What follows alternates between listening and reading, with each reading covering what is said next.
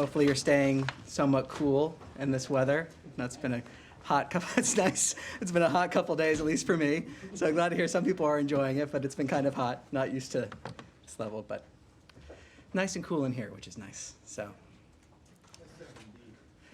I have a few announcements up top, and then I'll be happy to take some questions. This week, President Trump and Secretary Rubio returned from the historic NATO summit in The Hague, where allies committed to dramatically increase defense and security spending to 5% of GDP.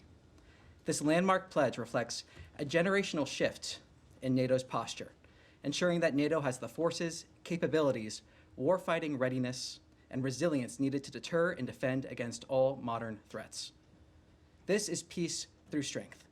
It's not just about budgets, it's about building real military power, a stronger industrial base, and interoperability to last. As President Trump said, this is a monumental win for the United States, for Europe, and for the cause of transatlantic peace and prosperity. The President's leadership deserves full credit for the reinvigorating NATO and restoring strategic clarity to the alliance. Today, the Secretary announced a new visa restriction policy for family members and close personal and business associates of drug traffickers sanctioned under Executive Order 14059. This will not only prevent them from entering the United States, but it will serve as a deterrent for continued illicit activities. We will continue to use all necessary tools to deter and dismantle the flow of fentanyl and other deadly drugs from entering our country. Tomorrow, Secretary Rubio will host the ministerial signing of a peace agreement between the Democratic Republic of the Congo and Rwanda, right here at the Department of State. This is a significant milestone for peace in the Great Lakes region, and a reminder that peace on paper must be matched by implementation on the ground. As the Secretary has made clear, implementation enables the economic investment and regional stability we all seek. The United States is proud to support this hard-won progress. And next week, Secretary Rubio will host foreign ministers from Australia, India, and Japan for the 2025 Quad Foreign Ministers meeting on July 1st in Washington, D.C. The Secretary's first diplomatic engagement was with the Quad, and next week's summit builds on that momentum to advance a free, open, and secure Indo-Pacific. This is what American leadership looks like: strength, peace, and prosperity. And with that, I'll take some questions. There's nothing on GHF? So what I can say on GHF, actually, anticipating this question. So what I can say is we have approved funding for $30 million to the Gaza Humanitarian Foundation. And we call on other countries to also support the GHF, the Gaza Humanitarian Foundation, and its critical work. A track record of distributing over 46 million meals distributed to date, all while preventing Hamas looting, is absolutely incredible and should be commended and supported. From day one, we said we are open to creative solutions that securely provide aid to those in Gaza and protects Israel. This support is simply the latest iteration of President Trump's and Secretary Rubio's pursuit of peace in the region. This is a technical question. Do you happen to know what account that money is coming from? At this point, I do not. I'll take it back and see if we can. All right, and then for something completely different, and I'll stop after this, are you aware of any RIFs being issued today? At this time, I have nothing to announce on that front. I'm not aware of anything to that effect. Thank you. Yes. Hi, Tommy. I'll keep with the reorganization. So I'm just wondering, so you guys have the July 1st deadline for state reorg, right? There's an injunction by a federal judge that effectively blocks the department from implementing agency-wide layoffs. And there's SCOTUS potentially weighing on this. So can you tell us, if we don't hear from SCOTUS by July 1st, which is Tuesday, is the State Department still going to go ahead with reduction in force? Well, I'm not going to speculate and tell the future on hypotheticals, but I can tell you we have no plans here at the department to violate a court order. Right. So you're saying that if SCOTUS between now and July the 1st does not weigh in on this, then the July 1st deadline will inevitably be postponed? Well, my first answer stands, and I'm not going to speculate further on that. We have no plans here at the department to violate Okay. a court order. One more on this. We understand the Foreign Affairs Manual recently has been tweaked to prepare for the foundation of the RIF procedures. this administration has eliminated DEI and it said it's bringing back merit-based. However, we understand that some of the rifts will depend on where a foreign service officer, for example, is working at the moment. And there are critics who are saying that that type of criteria basically ignores the years of knowledge, experience, language skills these officers have accumulated. So can you help us understand how this is going to be completely merit-based? Well, look, what I can say is from the beginning, as the Secretary has said, this reorganization is about making sure we're able to meet the challenges of the 21st century, being able to move at the speed of relevance, as the Secretary says. It's about empowering people instead of a bureaucracy. And I think it's also important to note the process of this from the beginning, a full transparency in this process, communicating with the American people, with Congress, from the very beginning on this. So the point of this reorganization is, again, to move at that speed of relevancy. Again, I'll stress that I don't want to speculate moving forward exactly on what may happen, but I think it's important to remember the track record of how we got here and the ultimate point of this and what the American people, I think, would expect when it comes to meeting those challenges that we face today. Thank you. Could I ask a follow-up, though? Yeah. If the point is to move at the speed of relevancy, would experience, language, and previous posts, wouldn't that play into consideration? Well, ultimately, what we're seeing here is wanting to make sure the State Department is able to meet those challenges. That's been this whole process that's been communicated from the beginning to make sure we're effectively meeting those So challenges. you would take those into consideration? Well, I think what we're- Language proficiency, for instance? Well, again, I don't want to speculate on certain individuals or get too specific on hypotheticals. But what I can say, as the Secretary has said, is this reorganization is about making sure we're empowering people, not bureaucracy, that we're able to meet those challenges in an effective way. He has spoken to that routinely. He has spoken to that publicly. That's the point here, and I think the American people expect to see that. If I may, I also wanted to follow up on something that Matt raised on the GHF. There has been a lot of criticism, almost universal criticism from the Arab world, from the UN and others, about the distribution process or limited sites in southern Gaza, no access in northern Gaza, the deployment of IDF troops, monitoring access in violation of certain international norms and the Geneva Conventions. Can you tell us, as the U.S. is about to begin funding, whether they are expanding the sites to more sites so that they can equal what the World Food Program and others had done previously? Well, look, what I can say is, again, that 46 million meals distributed to date. That's something that should be applauded. We've talked about here in the past different distribution sites that have been opened, but I think this is an example of seeing that aid that has been distributed. And President Trump's commitment, Secretary Rubio implementing that vision here to get aid to the people of Gaza. So we're seeing those 46 million meals, and then we're seeing from there the fact that we're seeing this $30 million approved. But if I may, if you do the math, there are 2 million people in Gaza. If you figure that families have multiple children and that this process has been going on now for nearly a month, 46 million meals don't amount to feeding the population of Gaza. Well, it's 46 million meals that have been distributed. That is a positive thing. And we call on other countries to support the Gaza Humanitarian Foundation and its work as we have this $30 million that are approved. We're seeing the Gaza Humanitarian Foundation in line with President Trump's call to deliver aid in a way where it can't be looted by Hamas. We're seeing those creative solutions. We're seeing the fact that we have 46 million meals distributed. That is good news that we have those meals being distributed, and we call on other countries to join in supporting the GHF's work. Can I have a follow-up on that, please, Tommy? Okay. Every time there's been a distribution in some of those centers, there's been chaotic scenes, and according to the Palestinian sources, shots and people actually dying, heading towards these centers. Now, the Israeli army is saying it's investigating and all that, but it seems to be a pattern from the beginning. So do you have no issue with that whatsoever? What's your take on that? Well, there are two factors here. First, we refer you to the IDF on their investigations.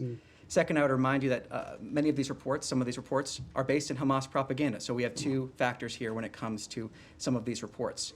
Ultimately, we want to see aid reach the people of Gaza. The Gaza Humanitarian Foundation has delivered 46 million meals. We've seen that. We want to see that food being delivered. We see the $30 million approved. So that's what the story is here, moving to implement, get those creative solutions in there to make sure that the aid being distributed is not being looted by Hamas. And just to follow up on that, you said $30 million. Has that money actually been given to the foundation already? It's been And to whom? It's been approved. That's as far as I can go on that front. Yes. Yeah, just to follow on what everyone is asking about, you say you want to see aid get into Gaza. Are you pushing the Israeli government to allow other groups into Gaza to distribute aid? Today, GHF was the only one allowed into the Strip. What we're pushing for is for other countries to join us in supporting the Gaza Humanitarian Foundation's work. But That's there what are we're other pushing groups for. who had been established and had methods that were able to distribute more widely before the restrictions of the Israeli government. So are you asking them to also lift these restrictions? What we're pushing for is for other countries to support the Gaza Humanitarian Foundation's work. The Gaza Humanitarian Foundation being able to deliver that aid without it being looted by Hamas. And again, that's about that creative solution that President Trump has said from the beginning. So we call on other countries to support the GHF in this. Yes.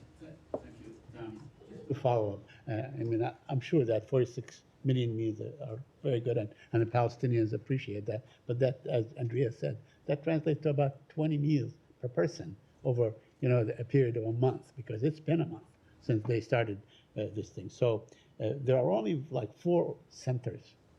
So are there any plans to expand these centers to make more openings, more entry points and so on for aid and all these things? Because Gaza used to receive, 1,000, maybe a couple thousand trucks of food a day. So the situation is very dire.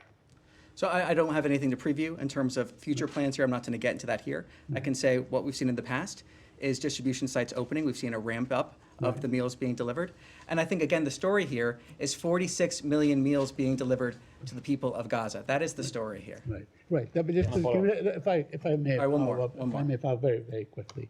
Yeah, but also it has been a death trap. I mean, everybody is documenting that Palestinians are being killed at these centers and so on. Many of them are afraid to go. There's a looming disaster. I mean, are you talking to the Israelis? Are you urging them not to be trigger happy and confronting very hungry people who are so desperate that they're probably grabbing stuff and so on? Well, I answered your question earlier, but I think it's also important to recognize that Hamas bears sole responsibility for this conflict, as has been stated from this podium several times by spokesperson Tammy Bruce. The fact that we're seeing Hamas act in certain ways, and really in barbaric ways, that they've continually done that. So Hamas bears sole responsibility for this conflict. And again, the story here is the 46 million meals that have been able to be distributed to the people in Gaza during this time, and the fact that we're encouraging other countries to also support the Gaza Humanitarian Foundation. Yes. Thanks, Tommy. Sticking on the JHF, do the Americans plan on playing, other than the role of a benefactor here, any other role in terms of management, in terms of security? There were 8 Palestinian GHF contractors that were shot dead, last week? What is the role here, other than here's cash? Well, look, fundamentally, again, we wanted to make sure we get those resources in a way that helps deliver that food, helps deliver that aid. I have no further details for you at this time. We may have more details in the days ahead. But ultimately, this is about those 46 million meals and trying to get more aid into Gaza in the sense of that $30 million that's been approved for the Gaza Humanitarian Foundation. Special Envoy Witkoff stressed moving forward with the Abraham Accords.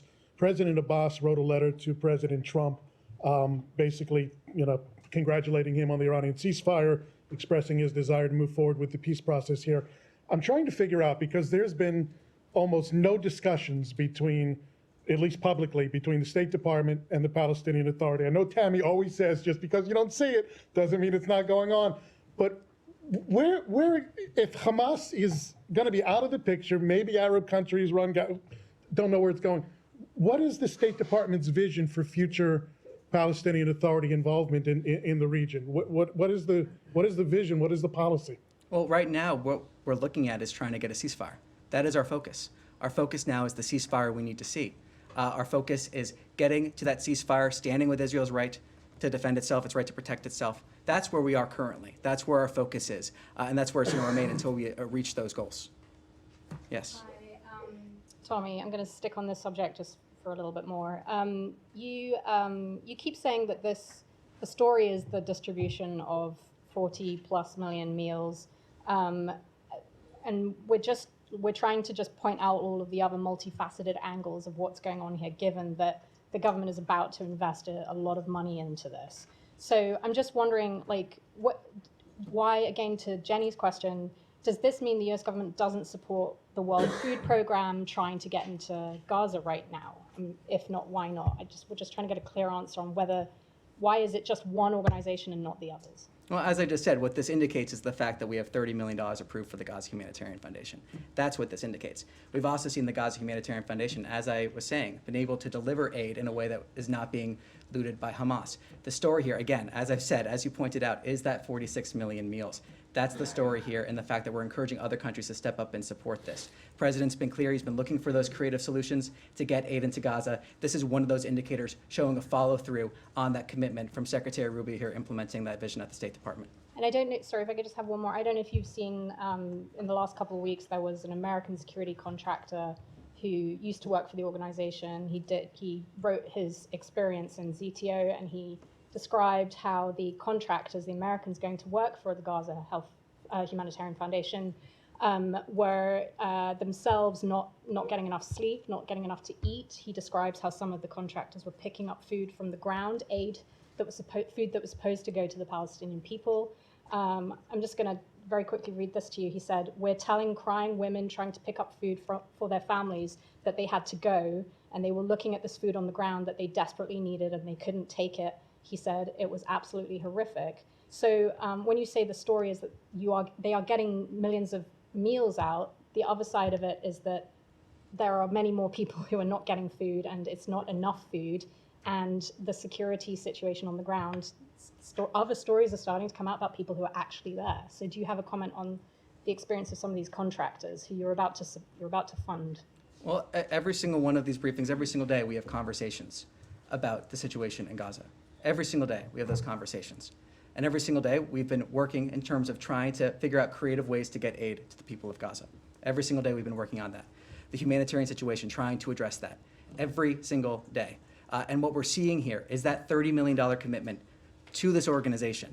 That is what we're seeing. That is the commitment that President Trump laid out in terms of trying to get those creative solutions in there. So that's really what we're talking about here, that $30 million going to that organization, the 46 million meals. But of course, we're aware of what's happening in Gaza. That's part of why the president had this commitment to get aid in there, but also to get to that ceasefire, get to that peace, talking about long-term prosperity for everyone in the region. The fact that the people of Gaza have suffered tremendously under the hands of Hamas. The president has spoken about this continually, so has Secretary Rubio. So that's part of what we're seeing here, that $30 million to this foundation. And we encourage, as I said, other countries to also join in supporting this effort. Yes. Thank you, Tommy. On Iran, there's been some perhaps mixed messaging on the diplomatic outlook. The president has said he doesn't think a deal is necessary, but Special Envoy Witkoff said yesterday that he's hoping for a comprehensive peace agreement. If talks with Iran do indeed happen next week, as the president said they would, can you say what the goal would be for those discussions? Well, I refer you to my colleague Caroline. She spoke about this at the press briefing at the White House. One of the things that she said there was the goal of an Iranian meeting is to obtain long-standing peace in the region, and I have nothing further to add to her comments. So no nuclear agreement would that be necessary? Can you say what Again, that nothing means? to add in addition to my colleague Caroline's comments. Yes, sir. Yes. Yeah. No, right here. Yep. You. Thank you. Thanks, Todd. You mentioned Israeli army investigations into some of the food distribution incidents at these GHF sites. On June 2nd, Ambassador Huckabee attacked the press for reporting on some of the scenes of chaos and bloodshed. And he said that all the meals back then initially had been distributed smoothly and without incident.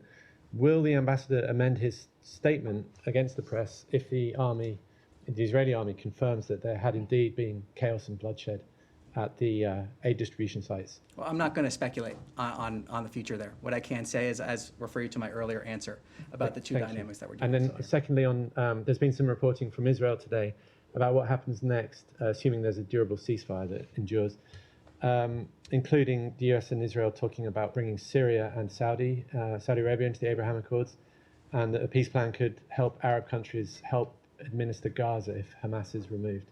Are you able to talk about that at all, or describe the administration's next focus for the region? I'm not going to speculate. As I said, our focus remains on achieving that ceasefire.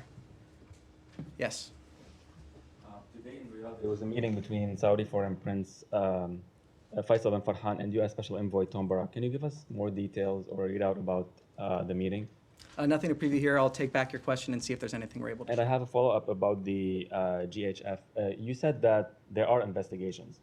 Or are you aware that there are investigations from the Israelis? Because you said that they are looting by Hamas, but we are seeing kids dying. So why they are using force when there are kids like just trying to get food that they are in dire need for? As I said, the humanitarian situation in Gaza is part of why we have seen the president call for creative solutions to get aid into Gaza. It's important to remember, though, that as I said again, Hamas bears sole responsibility for this conflict. That is fundamental, and what we're seeing here is the president saying we need creative solutions to get aid into Gaza, and we're seeing $30 million approved to the Gaza Humanitarian Foundation in order to support those But efforts. there's force used next to kids who are in dire need of food. Why are the IDF using force and like bullets next to kids who are trying just to get some flour? Well, as I, again, refer you to my earlier answer of the two dynamics here. The fact that there are some examples, and the IDF has said publicly that they are investigating. I refer you to them on their investigation. Are you following this But also that investigation? there are examples, where of Hamas propaganda. So there are two different dynamics here. I refer you to them on their question. Yes. Thank you. Yeah. Thank you, Tammy. Two questions. The Russian Defense Secretary Andrei Belousov announced that thousands of North Korean engineer corps would be sent to help rebuild Kursk. Kursk is Ukraine territory. Do you think this will be an issue between Russia and Ukraine in ceasefire talks? I'm sorry, could you repeat that one more time? I missed the first part of your question. First part, the Russian Defense Minister, Defense Secretary Belousov announced that thousands of North Korean engineer corps would be sent to help rebuild Kursk, Ukraine territories. So do you think this will be an issue between Russia and Ukraine in ceasefire talks? On the issue of North Korea support for Russia or Yes, vice versa, we've yes. spoken to Yes, that sir. multiple times from this podium. I refer you to those earlier comments from myself and spokesperson Bruce. As the president has said many times, we hope to see that ceasefire, that long peace. We've been working for that, engaging with that. Ultimately, it is up to the parties in order to reach that. One more. Do you know how much will the U.S. increase its defense cost sharing with South Korea, and when will you discuss this issue? Let me take back your question and see if we can get some further details for you. Somewhat related to that, can I just ask a logistical thing, and just very quick? You mentioned the Quad meeting that the Secretary is going to be hosting. Yes. He is still planning to meet with these foreign ministers individually before Quad meeting, right? I'll see what we're able to read out. At this point, I can confirm the Quad meeting, but I'll see if we can get you more details on that. Thanks. Can I go to Africa? What you asked, what you talked about at the beginning. What exactly is being signed tomorrow? Because Nobel Peace Prize winner Denis Mukwege said that this peace process has been opaque, non-inclusive, that this deal rewards aggression. There was he's been very critical of this, so I'm wondering what exactly is being signed here. Also, first of all, as you mentioned, tomorrow Secretary Rubio will host the ministerial signing of the peace agreement between the Democratic Republic of the Congo and the Republic of Rwanda right here at the State Department. There are provisions on respect for territorial integrity and a prohibition of hostilities, disengagement, disarmament, and conditional integration of non-state armed groups, establishment of a joint security coordination mechanism that incorporates the CONOPS of October 31st, 2024, facilitation of the return of refugees and internally displaced persons, as well as humanitarian access and a regional economic integration framework. So, though I would stress also what was mentioned in my topper, that it is with implementation of this agreement that the economic investment and development we all want to see will be possible. So you talk about regional framework, but this is just between two countries, and there are a lot of countries involved in this conflict. Well, I think ultimately, again, to refer you to the comments I just had there, there'll be more information as we approach the day itself. But this is good news. This is good news. This is a fantastic achievement. We're proud to support this effort, and we applaud this effort. Yes. So I have two questions on China. One is that China reportedly is tracking down Israeli exports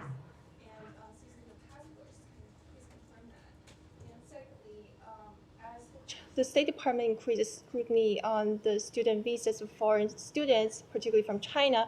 I'm wondering if the department has concerns about the Chinese student associations in the U.S., given their ties to the Chinese consulates, and they have been described as a tool to extend Chinese influence. So on your first question, I'll take that back, see if we can get you some details on that. On the second, on student visas and on our visa policies here in general, what I can say is that every single visa decision is a national security decision. And that's something that Secretary Rubio takes incredibly seriously. And I think it's the American people want that to be taken seriously, the ability to properly vet certain rules, regulations. Every single visa decision is a national security decision, no matter who you are applying for a visa. And that's, like I said, something the Secretary takes very seriously. So that's all for today. Thank you very much. Appreciate it.